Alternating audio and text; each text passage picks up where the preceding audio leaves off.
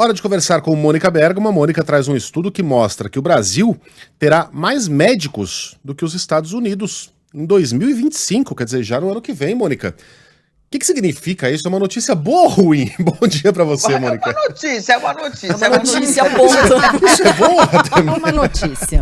Não tem claro. aquela, você faz jornalismo do bem ou do mal. Não, eu faço jornalismo, É né? que aquela coisa, vai ter muito Não, médico, mas isso significa muito social. médico desempregado ou não? Pois todos é, eles Megali, a ocupados. gente vai contextualizar Vamos lá. tudo isso. Mas primeiro vamos na notícia, né? Sim. O Brasil vai ter em 2025, o Megali, vai 3 médicos para cada grupo de 1.000 habitantes, né? Essa marca vai fazer o Brasil passar as que hoje são registradas pelos Estados Unidos. Os Estados Unidos têm 2,7 médicos por 1.000 habitantes. O Canadá tem 2,8, o Japão 2,6 e a China 2,5. Esses dados são de quem? Esses dados são de um estudo chamado Democracia Médica no Brasil, que é coordenado pelo professor da USP, Mário Scheffer. É um estudo que eu já conversei com ele centenas de vezes, ele esmiuça como é que estão as questões dos médicos no Brasil. Quantos são, onde estão, o que fazem, quais são as especialidades. E agora ele fez essa projeção porque o governo brasileiro anunciou a criação de novas vagas, né? Então, essa projeção foi feita considerando todos os cursos de medicina já abertos no país e também esse edital que foi lançado pelo Ministério da Educação, que autorizou a criação de mais 5.700 vagas em 95 cursos.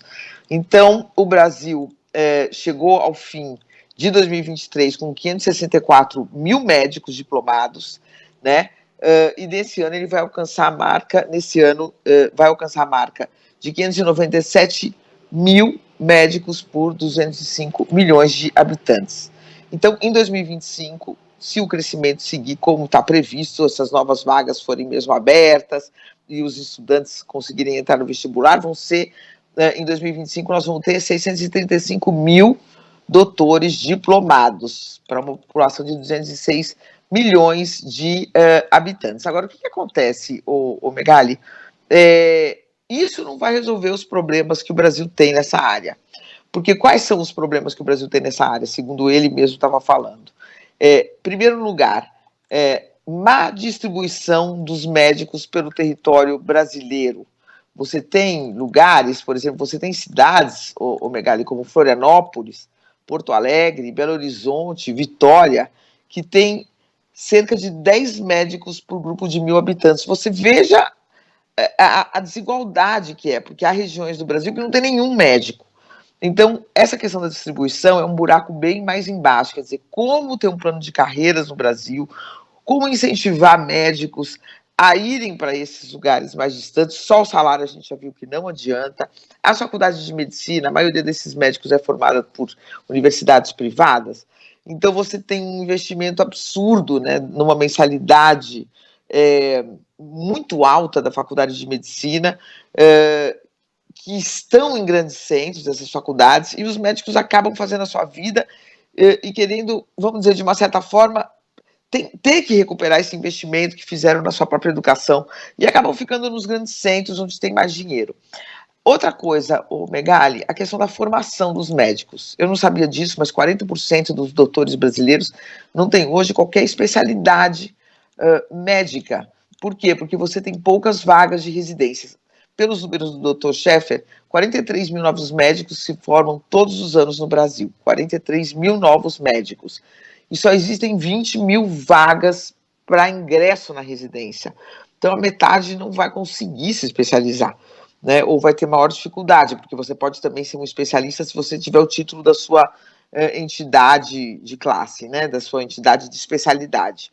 Mas, Megali, então são vários os problemas. O fato de ter muitos médicos não significa que você vai ter uma igualdade de tratamento e uma garantia de saúde e de médico para todos os brasileiros, Megali.